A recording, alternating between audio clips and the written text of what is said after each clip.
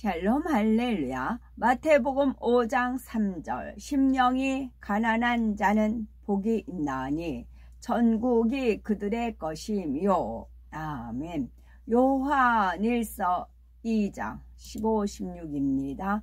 이 세상이나 세상에 있는 것들을 사랑하지 말라. 누구든지 세상을 사랑하면 아버지의 사랑이 그 안에 있지 아니하니 이는 세상에 있는 모든 것이 육신의 정욕과 안목의 정욕과 이생의 자랑이니 다 아버지께로부터 온 것이 아니요 세상으로부터 온 것이라. 아멘. 제목은 팔복 첫 번째 시간. 심령이 가난한 자는 복이 있나니 입니다. 세상 사람들은 부유하고 명예와 권세가 있으며 자녀들이 효도하고 건강하며 가정이 화목하면 복이 있다고 합니다. 그런데 이런 복은 모두 누리는 사람이 얼마나 될까요? 그런데 이런 복을 모두 누리는 사람이 얼마나 될까요? 물질이 많아도 건강을 잃어 걱정하고 명예, 권세가 있지만 가정이 불화하여 속상해합니다. 또 불의의 사고로 비참하게 사는 사람도 있지요. 한평생 부귀 영화를 누리며 살았다 해도 죽으면 아무것도 가지고 갈 수 없는 것이 우리 인생입니다. 영원한 천국에 들어갈 준비를 하지 않고 이 땅에서 먹고 마시며 잘 사는 것에만 삶의 목표를 둔다면 무서운 지옥에 떨어지고 말지요. 그러면 과연 참된 복은 무엇일까요?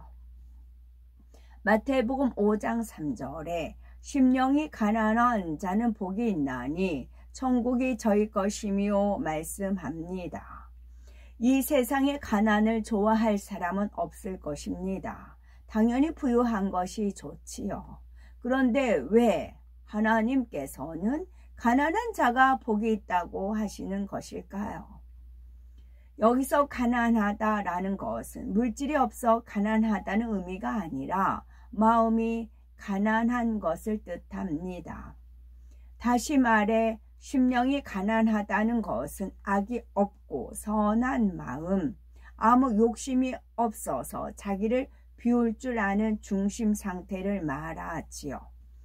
마음이 가난한 사람은 심령을 채울 영의 것을 사모하기에 복음을 쉽게 받아들입니다. 전도에도 쉽게 받아들이고 말씀을 들으면 그대로 순종하니 구원받기도 쉽지요. 반면에 마음이 부유한 사람들은 세상 욕심으로 마음이 가득 차 있어 전도를 하면 거부합니다. 사업이 바빠서요. 공부를 해야 돼요. 돈 벌어야 돼요. 나중에 한가하면 갈게요 하지요. 이렇게 세상의 부, 명예, 권세로 그 눈과 마음이 가득 차 있으니 하나님의 살아계신 증거를 보여주어도 믿으려 하지 않는 거지요. 누가복음 16장에 보면 심령이 부유한 부자와 심령이 가난한 거지 나사로가 대조적으로 나옵니다. 부자는 호의호식하며 날마다 잔치를 베풀 정도로 풍족한 삶을 살았기에 마음까지 부유해져 하나님 말씀대로 살지 않았습니다. 그러나 거지 나사로는 비록 부자의 대문 앞에서 구걸하며 그 상처를 개가하는 불쌍한 삶을 살았어도 심령이 가난했기에 하나님을 믿었지요. 그런데 두 사람이 죽은 후에는 형편이 완전히 바뀌었습니다. 나사로는 아브라함의 품에 안겨 참된 평안과 안식을 누렸지요. 반면 부자는 아래 음부에 떨어져 뜨거운 불꽃 가운데 고통받지요. 그러니 이 땅에서 날마다 잔치를 즐겼던 부자와 비록 구걸하며 살았지만 하나님을 경외하였던 거지 나사로 중에서 진정 복 있는 사람은 누구이겠습니까? 이 비유는 거지와 같이 가난한 삶을 살라는 뜻이 아닙니다. 우리가 영생을 누리기 위해서 반드시 가난한 심령이 되어야 한다는 뜻이지요. 하나님께서는 가난한 심령이 되어 말씀대로 살아가는 자녀들에게 이 땅에서의 건강의 복, 물질의 복, 머리 되는 복 등 만사 형통의 복을 주십니다. 또한 어떤 부귀 영화와도 바꿀 수 없는 참되고 영원한 복, 천국을 주시지요. 가난한 심령이 되어 천국을 소유하려면 첫째는 육신의 정욕, 안목의 정욕, 이생의 자랑을 버려야 합니다. 또한 영적인 어린아이가 되어야 되겠고요. 그러면 역으로 표현을 하면 육신의 정욕이 있고 안목의 정욕이 있고 이생의 자랑이 있으면 가난한 심령이 안 된다는 말이에요. 이것들이 채워져 있기 때문에 가난한 심령이 안 돼요. 이것을 버려야 가난한 심령에 대해서 천국을 소유할 수가 있는 것입니다. 요한일서 2장 15, 16절에 이 세상이나 세상에 있는 것들을 사랑치 말라. 누구든지 세상을 사랑하면 아버지의 사랑이 그 속에 있지 아니하니 이는 세상에 있는 모든 것이 육신의 정욕과 안목의 정욕과 이생의 자랑이니 다 아버지께로 쫓아온 것이 아니요 세상으로 쫓아온 것이라 말씀합니다. 이런 것을 추구하는 것은 한이 없고 끝이 없어요. 제가 그 부잣집 80평 그렇게 사는 집도 다녀봤고 집안 전부 다 서울대 나왔어요. 그런 집도 다녀봤고 그랬어요. 그러면 이분들은 더 높은 차원의 집들하고 사귀려고 해요. 나보다 더 나은 집에 가서 아부를 떨고 선물 공세를 하고 그러면서 그러니까 끝이 없어요. 그저 허우적거려요. 만족을 못하고 허우적거립니다. 하다못해 다이아몬드 내가 3캐럿 가지고 있다 그러면 5캐럿 가지고 있는 사람이 부러운 거예요. 핸드백도 나는 1000만 원인데 신상 가지고 있는 사람이 부럽고 한도 끝도 없어요. 아이들 또한 욕심을 가르치기에 여념이 없고요. 저는 하나님의 은혜 가운데 이런 걸 다 이제 통과한 다음에 부잣집 가서 일을 했기 때문에 이제 3자 입장으로 그걸 보게 된 거지요. 보게 된 겁니다. 그래서 우리는 어차피 예수 그리스도를 믿기로 작정을 한 거잖아요. 하나님 자녀이잖아요. 그러면 미련 없이 버리는 것이 지혜로운 자예요. 그 천리길은 한 걸음부터이잖아요. 그러면 천리길, 그러면 진리, 승리, 순리, 영리. 하여튼 천리길. 천리가 어디예요? 천이, 하늘 가는 길. 우리가 어차피 하늘 가는 길이에요. 그러면 한 걸음부터예요. 한 걸음부터. 한 걸음 한 걸음 가다 보면 주님께서 어느덧 우리와 동행을 하셔서 천국에 입성이 되는 것입니다. 천리길도 한 걸음부터예요. 이것도 언제 다 버려 그러지 마시고 버리려고 딱 마음을 가지면 우회로부터 은혜와 능력이 주어지고 성령이 도와주셔서 이게 가능합니다. 천리길도 한 걸음부터니까 하나하나 버리시면 돼요. 육신의 정욕, 안목의 정욕, 특히 이생의 자랑. 이생에 자랑하는 것은 천국에 내가 자랑할 것이 없는 사람 이생의 걸 자랑을 하는 거예요. 따라서 세상 것으로 채워있던 우리의 마음을 아버지 하나님의 사랑으로 천국의 소망으로 온전히 채워야 합니다. 그러기 위해서는 먼저 육신의 정욕을 버려야 합니다. 육신의 정욕이란 죄를 지으려는 마음의 속성입니다. 즉 죄를 짓고 싶은 마음속에 미움, 혈기, 욕심, 음욕, 시기, 교만 등 온갖 악이 있으면 죄를 짓고 싶어집니다. 가령 초신자가 술을 끊기로 결심을 했다고 합시다. 그런데 아직 술을 마시고 싶은 마음을 온전히 버리지 못했기 때문에 술자리에 가면 술을 마시고 싶은 강한 욕구가 일어납니다. 이러한 육신의 정욕이 사람을 충동하여 술을 마시려는 마음을 갖게 하고 술을 마시도록 만들지요. 또 판단, 정죄하는 죄성이 있으면 남의 소문을 듣는 것을 좋아하고 다른 사람에게 전하며 수군수군 합니다. 다음으로는 안목의 정욕을 차단해야 합니다. 안목의 정욕이란 눈으로 보고 귀로 듣는 것을 통해 마음이 동요되고 육의 것들을 추구하게 만드는 속성을 말합니다.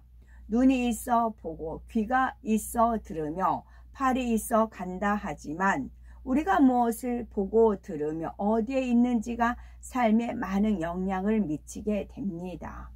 한번 스쳐가며 본 것이라 해도 아무 의미 없이 보고 들었다 해도 그것이 느낌으로 입력되어 다시 떠오르기도 하고 또 보고 싶고 취하고 싶어지지요.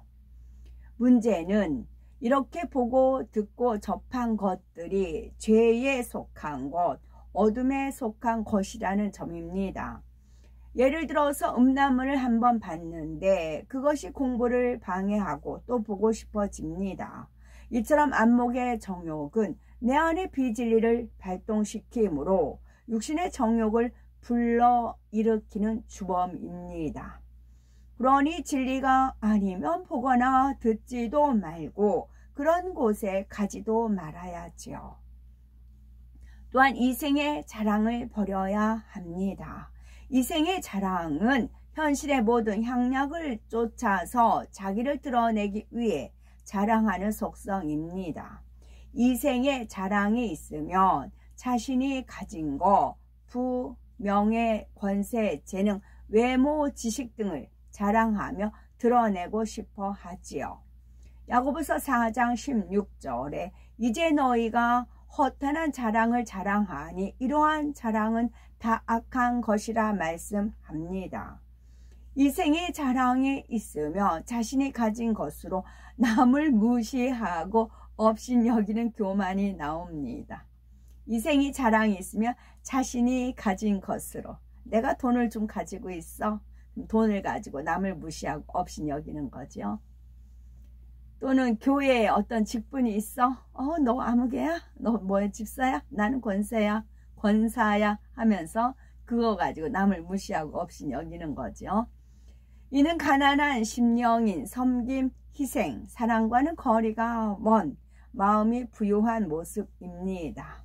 그러니 천국의 아름다움과 소망은 없고 이 세상 것들이 더 좋아 보이고 가치 있게 느껴지지요. 하나님의 나라를 위해 충성하기도 싫고 그저 교회만 왔다 갔다 하는 쭉정이 신앙생활에 머무릅니다. 혹여 나는 나를 자랑하고 싶고 세상 것에 욕심이 있지는 않은지 은근히 인정받고 높여주기를 바라는지는 않는지 점검해 봐야 되겠죠. 하나님께서는 우리가 세상 욕심을 버리고 마음을 비울 때 천국의 소망으로 가득 채워주신답니다. 또한 영적 어린아이가 되어야 합니다. 마태복음 18장 3절에 너희가 돌이켜 어린아이들과 같이 되지 아니하면 결탄코 천국에 들어가지 못하리라 하셨습니다. 영적인 어린아이의 모습은 어떠할까요? 영적인 어린아이는 단순하고 순수하며 교만하지 않습니다. 좋은 것을 알려주면 쉽게 받아들이고 자존심이나 자기 고집이 없어 지적과 권면을 받아도 쉽게 인정하지요. 잘못한 것에 대해서 바로 뉘우치고 말씀대로 살아가고자 힘씁니다. 그러나 세상에 물들어서 순수함이 사라지면 죄를 범하면서도 무감각해지고 권면을 받아도 인정하지 않으며 심지어는 죄책감을 없습니다. 죄책감도 없습니다. 그러나 세상에 물들어 순수함이 사라지면 죄를 범하면서도 무감각해지고 권면을 받아도 인정하지 않으며 심지어는 죄책감도 없습니다. 주님을 영접한 후에도 하나님이 싫어하시는 죄를 지어 구원의 길에서 멀어지기도 하지요. 또한 영적인 어린아이는 선악간에 민감하게 반응합니다. 선한 것을 보며 쉽게 감동받아 눈물을 흘리지만 악은 몸서리 치도록 싫어하지요. 하나님께서 악이라 하시면 마음에서부터 싫어지고 어찌하든 범죄하지 않으려고 애씁니다. 그러니 하나님께서 기뻐하셔서 성령을 통해서 신속히 변화될 수 있는 힘과 능력을 주신답니다. 이렇게 가난한 심령이 되기 위해서 항상 겸손히 낮아지고 말씀을 통해 자신의 악을 발견하며 불같은 기도를 통해 죄악을 벗어버려야 합니다. 그럴 때라야 하나님께서 기뻐하시는 참 자녀가 되어 더 좋은 천국에 들어갈 수 있고 이 땅에서도 부와 명예, 건강, 물질 등 축복을 받는 주인공이 될 수가 있습니다. 지옥의 대기 장소인 아래 음부, 창세 이래 구원받지 못하고 죽은 영혼들이 지옥으로 떨어지기 전 온갖 형벌을 받으며 머무는 장소입니다. 누가복음 16장 24절에 보면 아래 음부에 있던 부자가 손가락 끝에 물을 찍어 내 혀를 서늘하게 하소서, 내가 이 불꽃 가운데에서 고민하나이다 하면서 고통을 호소하지요.